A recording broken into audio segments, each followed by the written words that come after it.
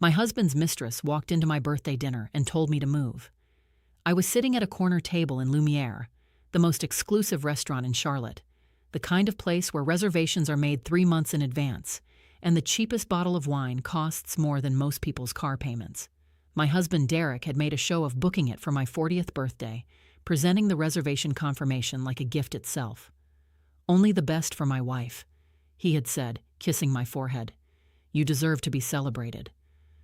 Now I was sitting alone at that table, waiting for him to arrive, watching the candle flicker in its crystal holder, when a woman I had never seen before walked directly toward me. She was beautiful, the kind of beautiful that announces itself from across a room.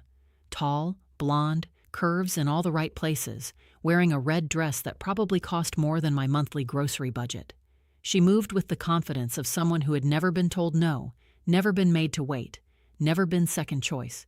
She stopped at my table and looked down at me with an expression of pure contempt. "Move. This table is for his real woman." The restaurant went quiet. Not completely. Conversations continued in hushed tones, but the tables around us fell silent. I could feel eyes turning toward us, could sense the weight of attention from strangers who had come for overpriced pasta and were now witnessing something far more dramatic. I looked at this woman, this stranger who had just claimed my husband in front of a room full of witnesses, and I felt something surprising. Not rage, not humiliation, not the crushing devastation I might have expected. I felt clarity, because I knew something she didn't. I knew why I was really at this restaurant tonight, and it had nothing to do with my birthday. My name is Vivian Okafor Morrison. I am 40 years old as of today. I was born in Raleigh, North Carolina, the daughter of Nigerian immigrants who built a successful forensic accounting firm from a 2-person operation into a company that now serves clients across the entire eastern seaboard. My parents taught me many things about money, about patience, about the difference between what people show you and what they're really doing. "Numbers don't lie," my father used to say. "People lie, systems lie, but numbers, when you know how to read them, always tell the truth." My father had been teaching me to read numbers since I was 8 years old, and the numbers I had been reading for the past 6 months told a story that Derek Morrison didn't want anyone to know. But I'm getting ahead of myself. Let me tell you about the woman in the red dress, and the moment everything changed. I looked at her, this mistress who thought she was winning, and I smiled. "Sure, take it." Her eyes widened slightly. She had expected resistance, drama, tears, the reaction of a woman who had just been publicly humiliated by her husband's affair. Instead, she got compliance. "That's it?" she asked, suspicious now. "You're just going to give up your seat? It's just a table. If you want it that badly, it's yours." I stood up slowly, gathering my clutch, my movements calm and deliberate. The restaurant was watching. I could feel every eye on me. Every whispered conversation paused to see what the wronged wife would do next. I did nothing dramatic. I simply stepped aside, and that's when Derek arrived. He walked through the restaurant's entrance like a man who owned the place, and knowing Derek, he probably believed he did. Tall, handsome, impeccably dressed in a suit that had cost more than some people's monthly rent. The kind of man who turned heads and knew it. He saw the woman in the red dress standing at our table. He saw me standing beside it, displaced, and he smirked.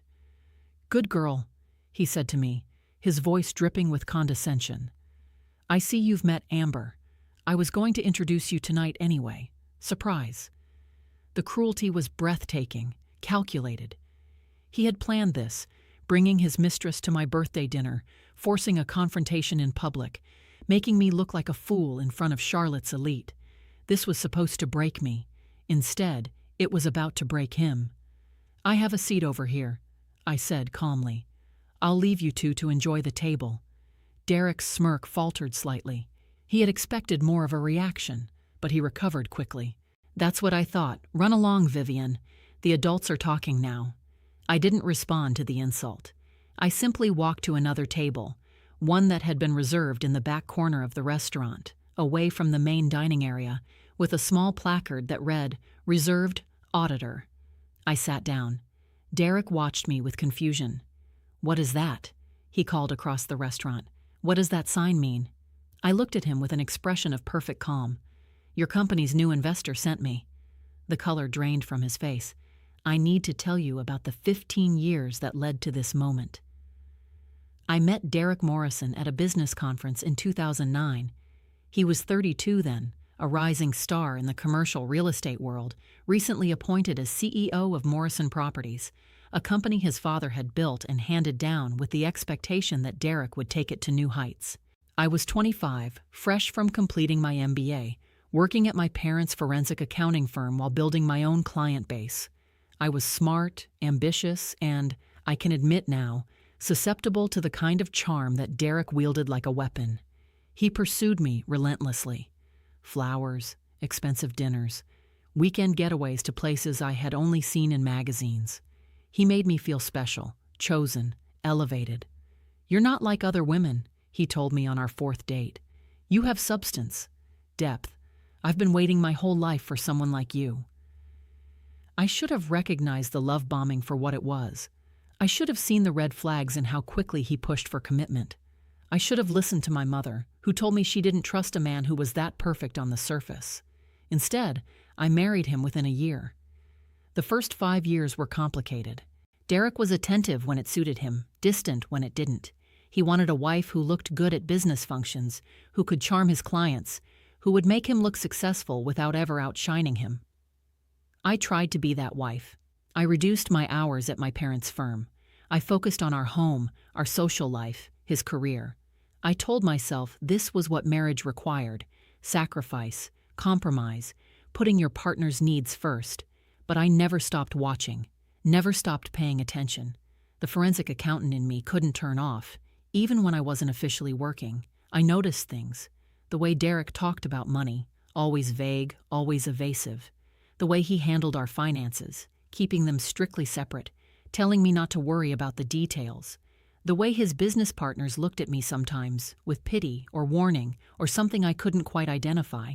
And the way, around year 7, he started coming home late with explanations that didn't quite add up.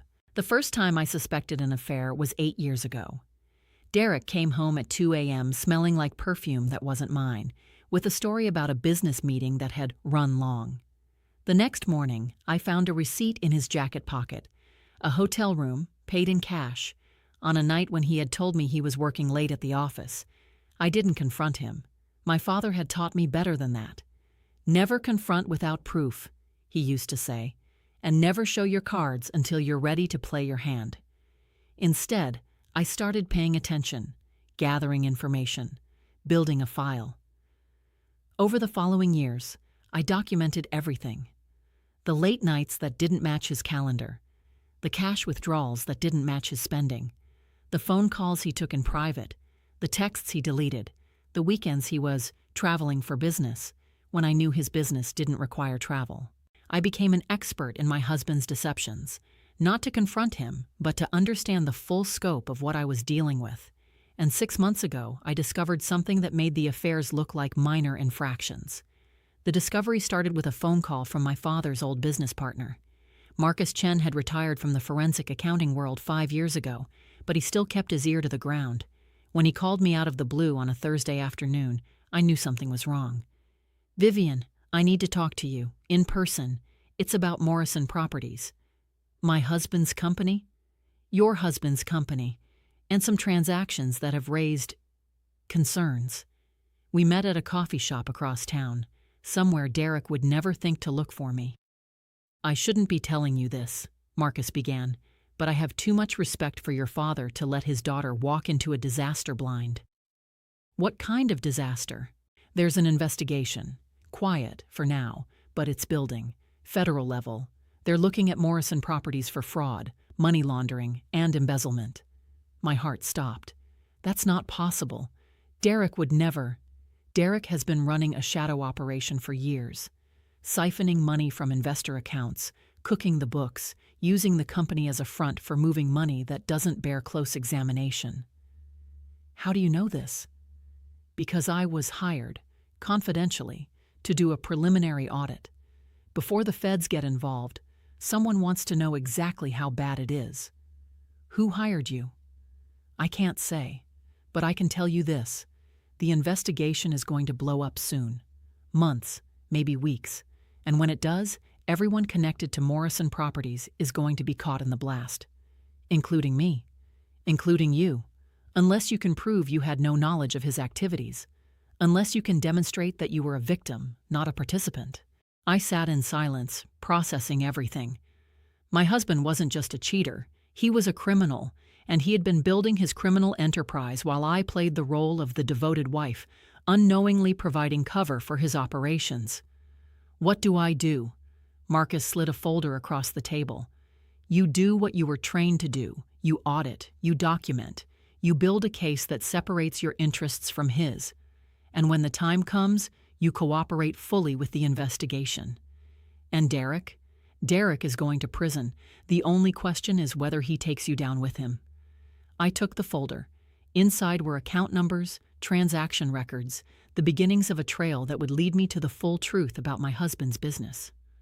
One more thing, Marcus said as I stood to leave. Yes? The woman, the blonde, she's not just his mistress. What do you mean? She's his business partner, Amber Chen, no relation to me, thank God. She's been helping him move money for at least 3 years. They're in this together. Amber Chen, the woman in the red dress, the real woman who had just claimed my seat at my birthday dinner.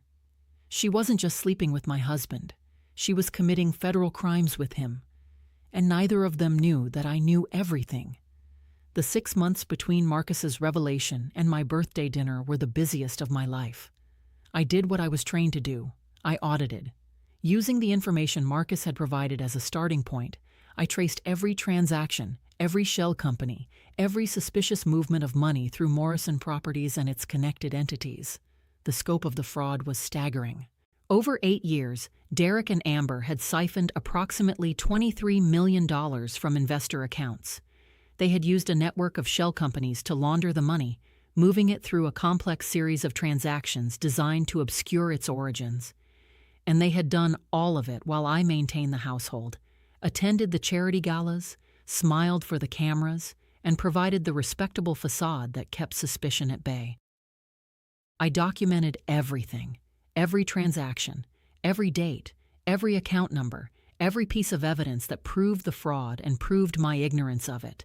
I also documented something else, the affair, hotel rooms, gifts, travel expenses, the entire financial history of Derek and Amber's relationship, laid out in spreadsheets and receipts and bank statements, and I found something that would matter very much in the coming confrontation. A charge at 2:13 a.m. on March 15th of this year, from a private residence in the mountains outside Charlotte. A residence that was owned by a shell company connected to Morrison Properties. A residence that only 2 people had access to, Derek Morrison and Amber Chen. A residence where, according to security records I had obtained through creative means, a significant amount of cash had been moved on that same night. $4.7 million in cash, to be precise, hidden in a safe in the basement. Cash that the federal investigators didn't know about yet. But I did. Now let me tell you about the birthday dinner. When Derek approached my table, the one marked auditor, his face had lost all color. "What do you mean, the new investor sent you?" he demanded. "What investor?" "The one who's been quietly buying up shares in Morrison Properties for the past 3 months. The one who now owns a controlling interest. The one who has questions about certain irregularities in the company's finances." Amber had followed him, her triumphant expression fading into confusion. "Derek, what is she talking about?" "What?" "I don't know. She's bluffing." "Am I?" I gestured to the waiter, who had been waiting nearby with perfect professional discretion. "Could you bring the menu, please?" The waiter approached and handed Derek a leather-bound menu, the same elegant presentation used for Lumiere's regular offerings. But when Derek opened it, he didn't find a list of appetizers and entrees. He found a list of transactions, dates, account numbers, amounts. A detailed record of money moving from investor accounts into shell companies, from shell companies into personal accounts, from personal accounts into cash withdrawals and luxury purchases. 8 years of fraud, summarized in neat columns and rows. His hands were shaking as he flipped through the pages. "Where did you get this?" I'm a forensic accountant, Derek. I've been a forensic accountant for longer than I've been your wife. Did you really think I would never notice? This is private information. This is evidence. Evidence that I've already shared with the FBI, the SEC, and the IRS. Evidence that outlines exactly how you and your real woman have been stealing from your investors for nearly a decade. Amber's face went white. Derek, what is she saying? What did you tell her? I didn't tell her anything. She's lying. I'm not lying. I'm reading. The numbers, specifically. The numbers that show every deposit you made into her account. Every gift you bought her with stolen money. Every trip you took together while pretending to be at business conferences. I turned to Amber. You're not just his mistress. You're his accomplice, and you're both going to prison. You can't prove anything. I can prove everything. That's what forensic accountants do. I reached into my clutch and pulled out a single sheet of paper. But there's one transaction I'm particularly interested in discussing tonight. I slid the paper across the table. Derek looked at it. His face went from white to gray. March 15th, 2:13 a.m. A charge from your mountain property. The one you think nobody knows about.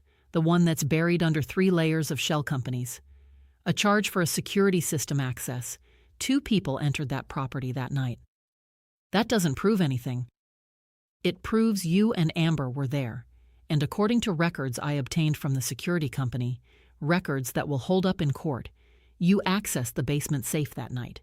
The safe where you've been storing cash from transactions that never made it into any official accounting. How do you know about the safe?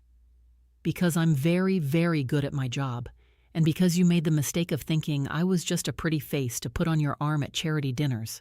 I stood up slowly, gathering my things. The FBI is executing a warrant at that property tomorrow morning.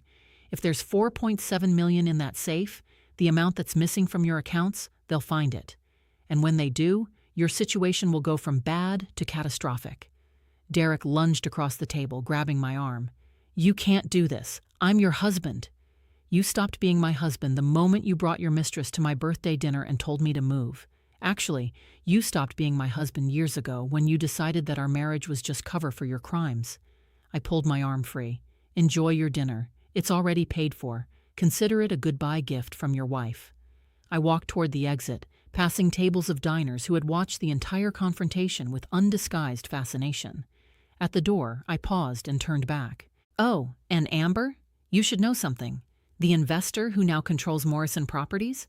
That's me. I've been buying shares through a holding company for months, which means that as of today, I own your boyfriend's company. I smiled. Happy birthday to me. I walked out into the Charlotte night, leaving chaos behind me. The aftermath was everything I had planned and more. The FBI executed their warrant the next morning. They found the safe, the cash, and evidence that connected Derek and Amber to 8 years of financial crimes. Derek was arrested at 7 a.m., still in the same suit he had worn to my birthday dinner. The images of him being let out in handcuffs made every news outlet in the region. Amber was arrested 3 hours later at her apartment, where federal agents also found evidence of her involvement in the money laundering operation. The charges were extensive: wire fraud, bank fraud, money laundering, conspiracy, securities violations. The total potential sentences exceeded 30 years. I, meanwhile, was cooperating fully with the investigation as an innocent spouse who had discovered her husband's crimes and done the right thing by reporting them. The documentation I had gathered over 6 months proved invaluable to prosecutors. My testimony outlined not just the mechanics of the fraud, but the personal context, the isolation, the gaslighting, the years of being made to feel like I was too stupid to understand business matters. I was not charged with anything. I was, in fact, commended for my courage in coming forward. The divorce was finalized 4 months later. Given the circumstances, the criminal charges, the fraud, the public humiliation of bringing his mistress to my birthday dinner, the settlement was overwhelmingly in my favor. I received the house, the legitimate investments, the personal property, everything that Derek had accumulated that wasn't directly tied to his criminal enterprise. The controlling shares I had purchased in Morrison Properties became the foundation for a restructured company, one that I sold to a legitimate development firm for a significant profit, after cleaning up the books and cooperating with regulators. The final accounting left me with approximately $8.3 million in assets. Not bad for a woman who had been told to move from her own table. Derek's trial took place 14 months after his arrest. I attended the final day, not to gloat, but to bear witness. To see the end of a chapter that had consumed 15 years of my life. He looked smaller in the courtroom. The expensive suits were gone, replaced by prison-issue clothing. The confidence that had once seemed so attractive now seemed pathetic. The bluster of a man who had never faced real consequences for anything. The prosecutor summarized the case: $23 million in fraud over 8 years, affecting hundreds of investors, many of whom had lost their retirement savings to Derek's schemes. The defense argued for leniency. First offense, willing to make restitution. A man who had lost his way but could be rehabilitated. The judge was unmoved. Mr. Morrison, you operated a sophisticated criminal enterprise for nearly a decade. You stole from people who trusted you, lied to regulators, and showed no remorse until you were caught. The only reason the damage wasn't worse is because your wife, the woman you humiliated and betrayed, had the courage to expose your crimes. Derek's eyes found mine across the courtroom. I held his gaze without flinching. I sentence you to 18 years in federal prison. Derek's face crumpled. 18 years. He would be 65 when he got out. If he got out. An old man with a criminal record and nothing to show for his life except the wreckage he had created. I felt nothing. No satisfaction. No triumph. No joy. Just relief that it was finally over. Amber Chen received 12 years, a slightly lighter sentence for her role as accomplice rather than mastermind. She cried when the verdict was read. The beautiful face I had first seen at Lumiere now blotchy and tear-stained. I didn't stay to watch her reaction. I had already given her more of my attention than she deserved. My mother came to visit me 3 months after the trial ended. She walked through my new house, a house I had chosen myself, decorated myself, filled with things that reflected who I actually was rather than who Derek had wanted me to be. "This is beautiful," she said. "This is you." It took me long enough to find out who that was. Better late than never. She sat down across from me in the sunroom, my favorite room, filled with plants and natural light. "Tell me about the restaurant, about the moment you knew." "The moment I knew what?" "The moment you knew you were going to destroy him." I thought back to that night. The woman in the red dress, the command to move, the smirk on Derek's face when he called me good girl. I knew before that night. I had been planning for months. But when Amber walked in and told me to move, when Derek looked at me with such contempt, that's when I knew I was making the right choice. Because of the humiliation? No, because of the relief. When she claimed to be his real woman, I didn't feel heartbroken. I felt free. Free of the pretense that our marriage was something worth saving. Free of the guilt I had felt about turning him in. Free to stop making excuses for a man who had never deserved them. And the auditor table? The menu with the transactions? I smiled. That was theatrics. I had already given everything to the FBI. They didn't need my dramatic reveal to build their case, but I wanted him to know. I wanted him to see in front of everyone who mattered to him that I was not the fool he thought I was. Was it worth it? The spectacle? Every second. For 15 years he made me feel small, stupid, dependent. In that one moment I showed him, and everyone watching, exactly who I really was. And who is that? Someone he should never have underestimated. My mother was quiet for a long moment. Your father would have loved to see it. I know, I did it for him too, in a way. He spent his whole career exposing people like Derek, teaching me how to read the truth behind the numbers. This was the biggest case I ever worked, and I did it without him. You did it because of him, the skills, the patience, the ability to watch and wait and gather information. That was all him. And the stubbornness to see it through, that was you. She laughed. I suppose it was. We sat in comfortable silence, watching the late afternoon light filter through the windows. "What's next for you?" she asked eventually. "I've been thinking about that. The money from the company sale, the settlement. I could retire, travel, do nothing for the rest of my life. But that's not who I am. I spent 15 years being someone's wife. Now I want to spend the rest of my life being someone else entirely. Who? Someone who helps other women in my situation. Women whose husbands are hiding money, committing fraud, making them complicit in crimes they know nothing about. Women who need someone to read the numbers and find the truth. A forensic accountant for wronged wives. Something like that. A firm that specializes in helping women protect themselves, financially, legally, practically.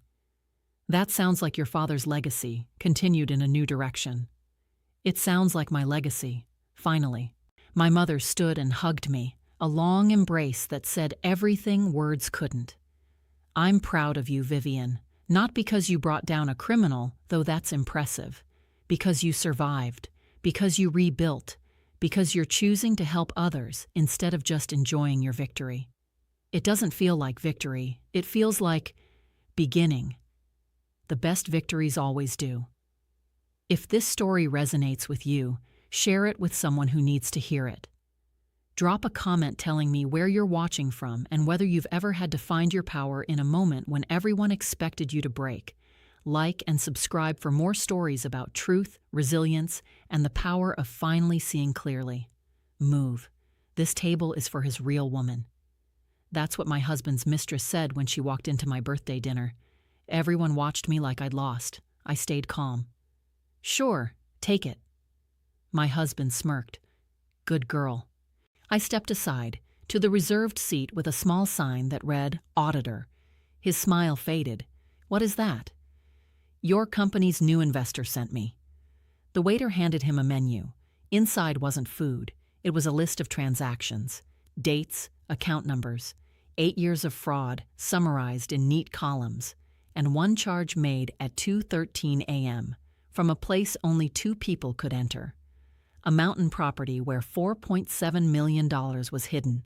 His hands were shaking as he read. Where did you get this? I'm a forensic accountant, Derek. Did you really think I would never notice? His mistress wasn't just sleeping with him. She was committing federal crimes with him, and I had documented everything. He got 18 years. She got 12. I got $8.3 million, and a new life that was finally completely mine. Good girl, he had called me. I was good. Good at my job. Good at waiting. Good at destroying men who underestimated me.